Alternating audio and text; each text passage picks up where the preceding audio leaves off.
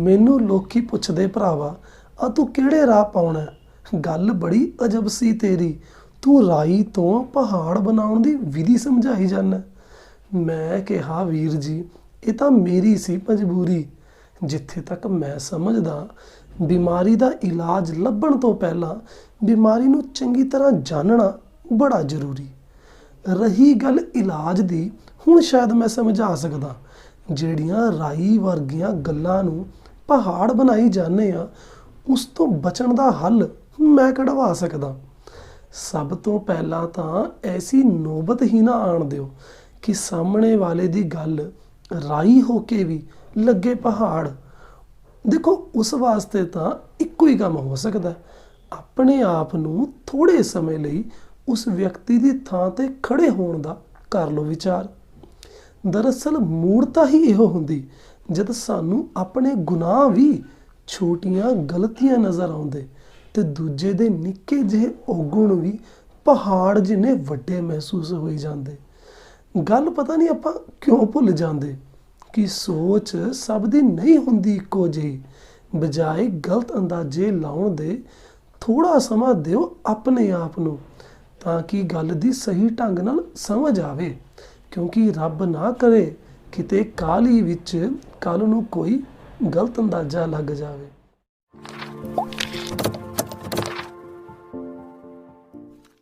ਸਤਿ ਸ਼੍ਰੀ ਅਕਾਲ ਜੀ ਮੇਰਾ ਨਾਮ ਹੈ ਜਸਪ੍ਰੀਤ ਸਿੰਘ ਤੇ ਤੁਸੀਂ ਦੇਖ ਰਹੇ ਹੋ ਸਿੰਘ ਸਾਇੰਸ ਕਨਸੈਪਟ ਕਲਾਸਿਸ 2.0 ਤੇ ਅੱਜ ਆਪਾਂ ਜਿਵੇਂ ਕਿ ਮੈਂ ਪ੍ਰੋਮਿਸ ਕੀਤਾ ਸੀ 10ਵੀਂ ਕਲਾਸ ਇਕਨੋਮਿਕਸ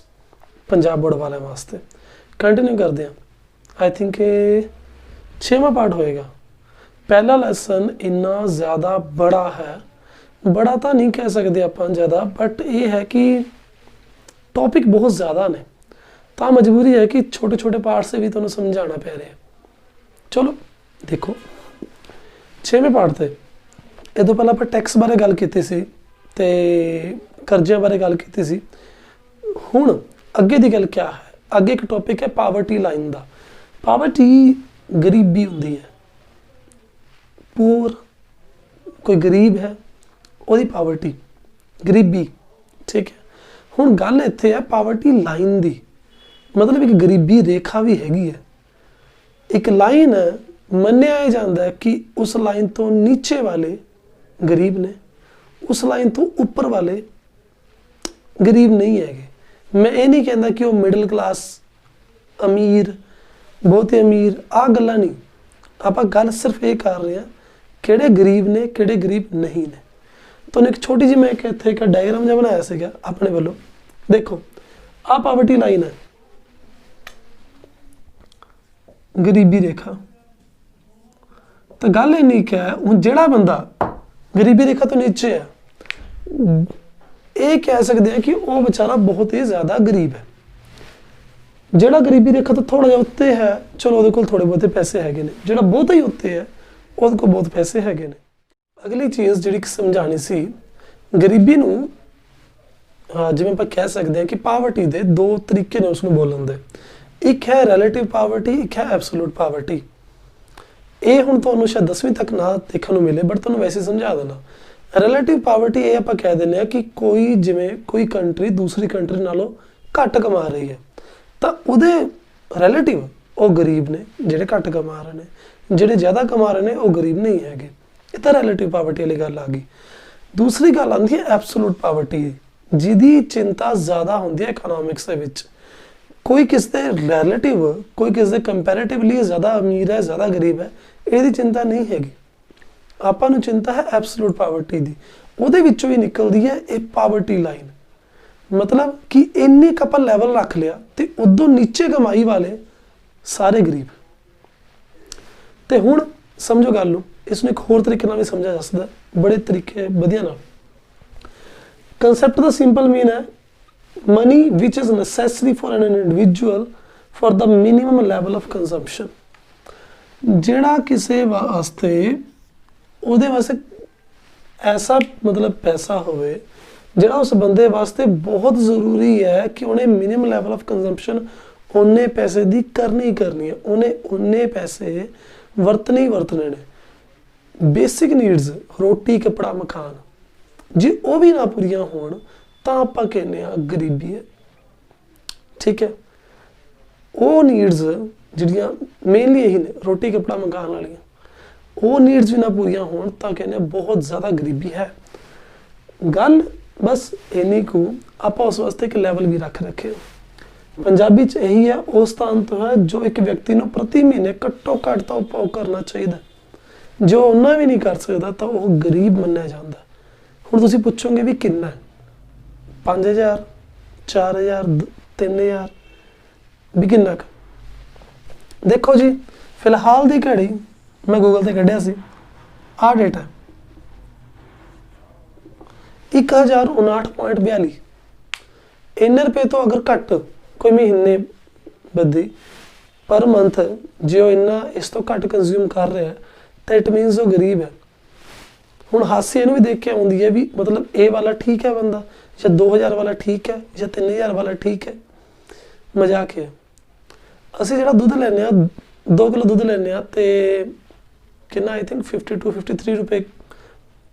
किलोग्राम है अप्रोक्सीमेट। तो हिसाब ला लो दुध का रेट मतलब दुध के उत्ते खर्चा ही इन्ना ज़्यादा हो जाता आम बंदे का, तो होर राशन तो होर कपड़े पता नहीं क्या कुछ किन्ने खर्चे होंगे ने। चलो ये सरकार की निगाह है, सरकार मनती है कि इन्ने रुपये तो घट वाला गरीब है। हुण सोचने वाली गल है, आप इन्ने तो घट वाले गरीब कहने। हुण हैरानी की गल एक होर दसदा बड़ी अजीब, इंडिया के आ डेटा 2019 का है अक्टूबर का, मैं जिन्ना कि मैनूं लेटेस्ट लभ्या 25% पिंडां दे विच ऐसी जनता है जिहड़ी इस तो भी घट कमा रही है। गरीब पावर्टी लाइन तो नीचे ने जिहड़े, तो शहरी इलाके 13.7%। मतलब सोचो 13 बंदे, सोचो 25 को बंदे गरीब ने, 4 चों 1 बंदा गरीब है पिंडां च। इन्ने माड़े हाल। बट हाँ एक एवरेज डेटा है, हरेक स्टेट का अपना अपना हिसाब है। किसी स्टेट ज़्यादा अमीर मतलब किसी स्टेट पावर्टी लाइन लगा लो भी उत्थे लोग घट ने गरीब, किसी स्टेट ज़्यादा ने, कुछ डेवलप्ड स्टेट ने। हुण पंजाब दे विच जिवें आपां कहिए इन्नी गरीबी नज़र नहीं आउंदी, हैगी है बट इन्नी भी नहीं है। अपने नालों भी ज़्यादा माड़े हाल वाले स्टेट्स हैगे ने। चलो आई होप तुहानूं इन्ना टॉपिक समझ आ गया होवे। गरीबी रेखा इहदे नाल रिलेटेड काफ़ी डेटा तुहानूं बुक दे विच मिलेगा, उसते वो दस के मैं बोर नहीं करन लग्या। मेरा काम सी सिर्फ समझाना। और थोड़े जे छोटे छोटे टॉपिक ने, ध्यान नाल देखियो। विकास दर जिन्हों आपां कह दिंदे आ ग्रोथ रेट। ग्रोथ कदों बोलिया जाता? विकास उदों होगा जो मैं कहा कि मेरी कमाई पहला नालों ज़्यादा है। जिहड़ी कमाई मेरी 1 साल पहला सी ते हुण उस नालों ज़्यादा है, तो मैं कहूँ ग्रोथ हुई है। अगर मेरी कमाई पहले नालों घट गई है तो मैं कहूँगा भी ग्रोथ नैगेटिव हुई है, मतलब मेरे पैसे घट गए ने सगों। अगर ग्रोथ हुई ही नहीं तो इट मीनस ग्रोथ हुई नहीं, मतलब पैसे जिन्ने पहला सीगे कमाई जिह जी सी ओह जी ही है। हुण अगे गल की है इत्थे, ग्रोथ रेट एक निश्चित साल की तुलना विच पूरी कंट्री का आपां ओहदी गल कर रहे हैं, किसी होर साल विच जिवें आपां 2020 च देखिए कितनी ग्रोथ हुई है, आपां उसनूं कंपेयर करिए पिछले साल नाल। किसी आर्थिक तत्त मैं पहला गया जिवें मैं अपनी ग्रोथ रेट का हिसाब लाउणा तो मैं अपनी हाइट या वेट वगैरह ऐसा चीज़ां नहीं मैं लाऊंगा। मैं मेनली कमाई की गल करूँगा, किसी एरिया की इनकम की इकनॉमिक एलीमेंट की गल करते हैं भी उत्थों कमाई कितनी हो रही है। वो कमाई के राष्ट्रीय आमदन या प्रति व्यक्ति आमदन वो हो सकते हैं, आदि विच प्रतिशत वाधा।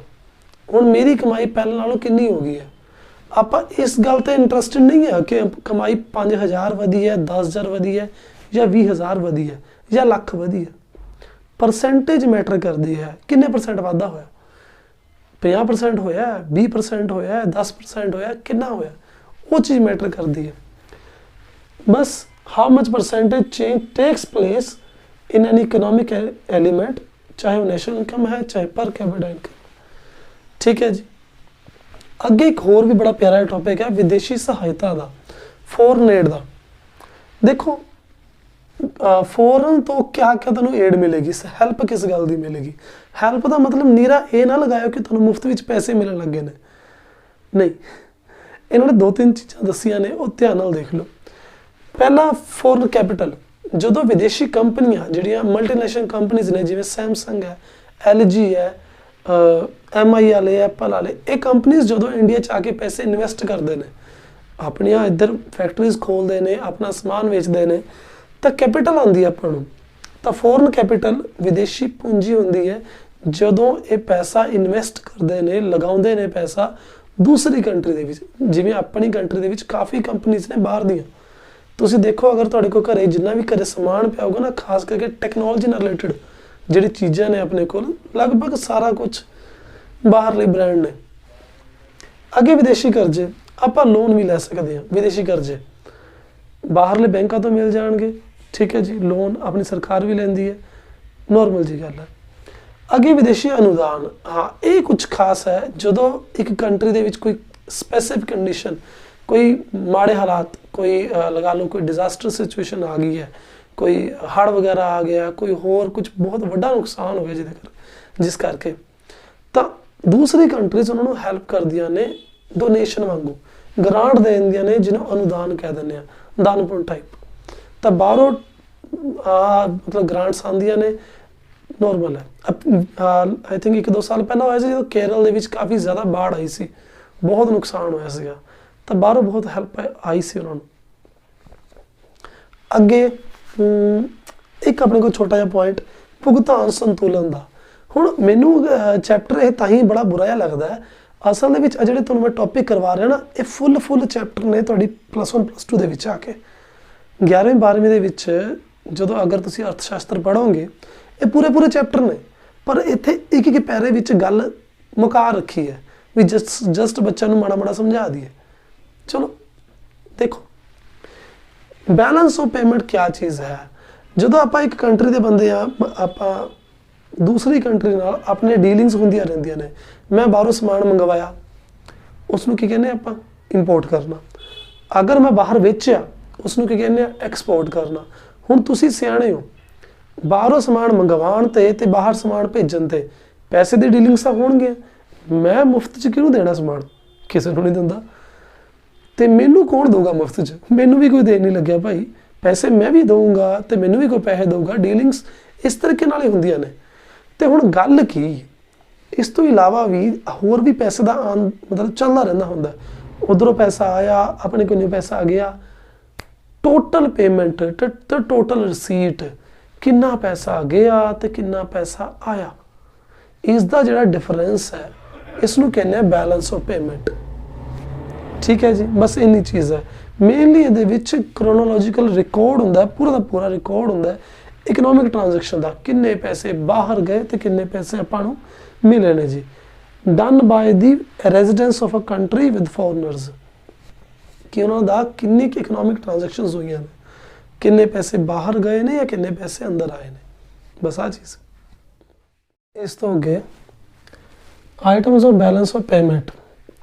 बैलेंस ऑफ पेमेंट बारे आप गल कर ली है, BOP ਉਹਦੇ ਵਿੱਚ ਕਿਹੋ ਜਿਹੀਆਂ आइटम्स ਹੁੰਦੀਆਂ ਨੇ। मेनली तो मैं दस्सिआ भी इंपोर्ट एक्सपोर्ट है, इस तो इलावा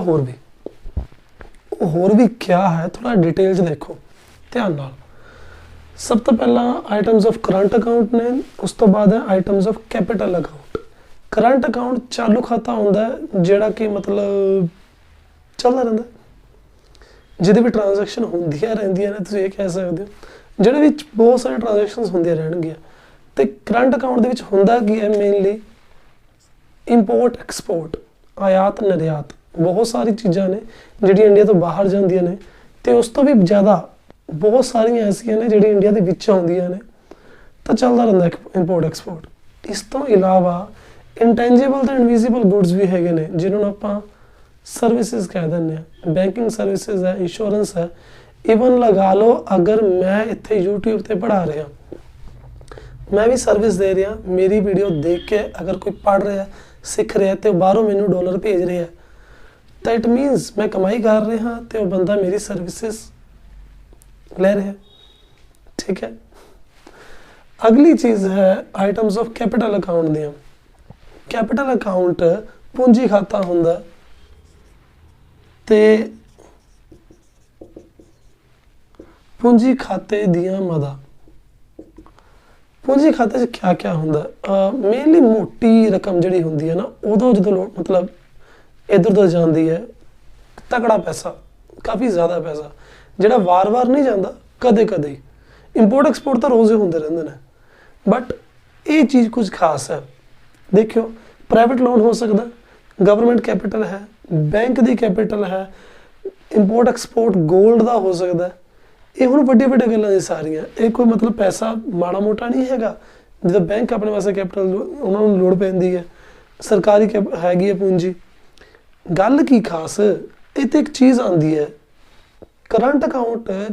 ਦੇ ਵਿੱਚ ਜਿਹੜਾ ਬੈਲੈਂਸ ਹੈ ਆਪਾਂ ਜੇ ਇਹਦੀ ਗੱਲ ਕਰਦੇ ਹਾਂ ਇਹਦੇ ਬੈਲੈਂਸ ਦੀ ਜਦੋਂ ਬੈਲੈਂਸ ਗੜਬੜਾ ਜਾਏਗਾ मतलब कि बैलेंस देखो ज़्यादा इको मतलब होएगा नहीं अगर इंपोर्ट तो एक्सपोर्ट बराबर हो जा ना कोई इंपोर्ट है ना कोई मतलब जहा इंपोर्ट है वो जी एक्सपोर्ट है जिन्नी वैल्यू इंपोर्ट दी है उन्नी वैल्यू एक्सपोर्ट दी है फिर तो कोई नहीं चक्कर वाली गल नहीं मेन प्रॉब्लम आती है जो वध घट जाते हैं अगर तो इंपोर्ट ज़्यादा है इट मीनस अपने बाहर पैसा ज़्यादा भेज दिता तो अपने कोल एक्सपोर्ट घट होया अपने तो लोगों ने अपन पैसा घट भेजा उस तो ज़्यादा पैसा आप बाहर भेजता बाहरला समान अपन ज़्यादा वधिया लग्या इस करके अपने बाहरला मंगा लिया तो उन्होंने अपना समान कोई इन्ना खास नहीं लग्या तो उन्होंने नहीं खरीदया ये कह सकते तुसीं मुक्कदी गल समान मंगाया ज़्यादा तो भेजा घट है तो यह टाइम की होंदा अनफेवरेबल बैलेंस होंदा जिन्होंने आप कहना डेफिसिट आ गया हुण ये गल की है डेफिसिट दे विच की है इसनूं थोड़ा सैट करते हैं क्योंकि ये जो बैलेंस है एवं नहीं होना चाहिए तो इसमें सैट करते हैं गोल्ड भेज के या फॉरन करेंसी भेज देंगे ने या फॉरन लोन्स वो करजे ले लेंगे ने इस तरीके नाल बैलेंस सैट किया जाता ठीक है जी उस तो इलावा जो एक्सपोर्ट ज़्यादा हो जाए इंपोर्ट तो अपने वास्ते फेवरेबल कंडीशन होंगी है वैसे ये बहुत रेयर है भी यह जी कंडीशन हो जाए क्योंकि अपने हमेशा ज़्यादातर इंपोर्ट बहुत ज़्यादा होंगे एक्सपोर्ट नालों फेवरेबल कंडीशन होगी अगर एक्सपोर्ट ज़्यादा इंपोर्ट घट होएगा तो उस टाइम गोल्ड का फॉरन करेंसी का फ्लो हो जाएगा जी प्रवाह होएगा अपने कन्नी आएंगे बस हाँ इन्नियां गल्लां सीगियां तो इस वीडियो च बस इन्ना को ही मिलते हैं आप नैक्सट वीडियो दे विच ये वीडियो तुहानूं किवें लगी प्लीज़ नीचे कमेंट करके दस्सिओ जी बाकी साडियां होर वीडियोज़ दे लिंक तुहानूं इत्थे मिल जाणगे सबसक्राइब जरूर कर लियो वध तो वध प्लीज़ चैनल में शेयर करियो तो अगर तुसी मेरे काम नूं सपोर्ट करना चाहते हो तो नीचे पेटीएम नंबर दिता होया चंगा जी सत श्री अकाल।